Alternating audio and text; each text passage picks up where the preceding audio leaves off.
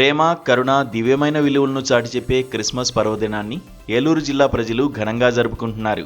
జిల్లా వ్యాప్తంగా సందడి వాతావరణం నెలకొనగా క్రీస్తు జన్మోత్సవాన్ని పురస్కరించుకుని చర్చిలన్నీ రంగురంగుల విద్యుత్ దీపాలతో, సుందరమైన అలంకరణలతో వెలుగులు చిందిస్తున్నాయి. పట్టణాల నుంచి మారుమూల పల్లెల వరకు ప్రతి ఇంటి ముందు మెరుస్తున్న క్రిస్మస్ నక్షత్రాలు ప్రత్యేక ఆకర్షణగా నిలుస్తున్నాయి. గోదావరి జిల్లాల సంస్కృతిని ప్రతిబింబిస్తూ ఈ ఏడాది పండుగ సందడి అంబరాన్ని తాకుతోంది.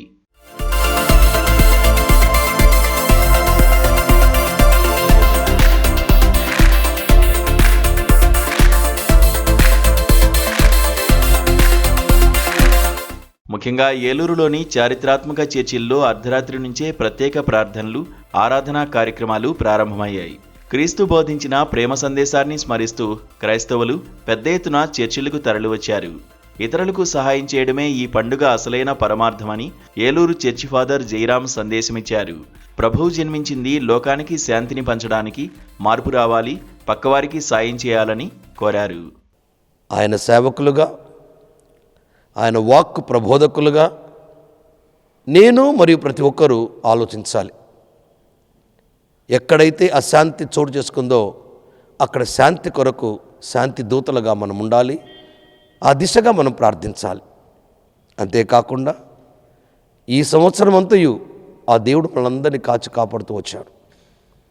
అన్ని కష్టాల నుంచి, నష్టాల నుంచి, మరి ముఖ్యంగా మన ఆంధ్ర రాష్ట్రం కొరకు మనం ప్రార్థించాలి.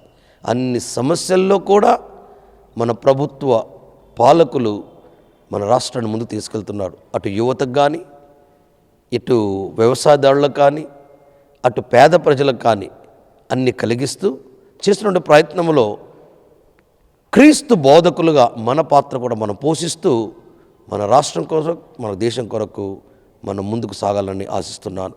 క్రిస్మస్ పండుగ వచ్చిందంటే చాలు దూర ప్రాంతాల్లో ఉండేవారు కూడా తమ స్వగ్రామాలకు చేరుకుంటారు. ఈ ఏడాది కూడా విదేశాల నుంచి, ఇతర రాష్ట్రాల నుంచి వచ్చిన వారు తమ కుటుంబ సభ్యులతో కలిసి వేడుకల్లో పాల్గొనడం ప్రత్యేక ఆకర్షణగా నిలిచింది. నా పేరు బిషప్ జీజే జ్యోతి ఆనంద్ అండి.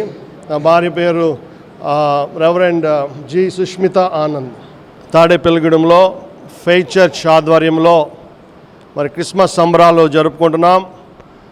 2025 సంవత్సరాల క్రితం దేవుని కుమారుడైన యేసు ప్రభు మానవ రూపంలో ఈ లోకానికి వచ్చి ఆయన ఒక పశువుల పాకలో జన్మించి మరి లోకానికి రక్షణ తీసుకొచ్చారు. ఆది మానవుడైన ఆదాము ద్వారా వచ్చిన పాపము కడపటి ఆదామైన యేసు ప్రభు ద్వారా ఆయన అంతమొందించి మరి అనేక మందిని రక్షణలోనికి, మోక్ష మార్గంలోకి నడిపించిన శుభ సందర్భాన్ని బట్టి మరి ప్రపంచంలో అధిక శాతం ప్రజలు, అన్ని దేశాలు కూడా దాదాపుగా జరుపుకునేటువంటి ఏకైక పండుగ క్రిస్మస్ పండుగ. మరి ఎక్కువ రోజులు జరుపుకునే పండుగ కూడా బహుశా నెలంతా కూడా జరుపుకునే అంత పెద్ద పండుగ వేరొకటి లేదనుకుంటున్నాము. అలాగే మా యొక్క చర్చ్ 51 సంవత్సరాల నుండి కూడా దేవుని సేవ చేస్తూ అనేక మంది పేదలకు కూడా సహాయాలు చేస్తున్నాం.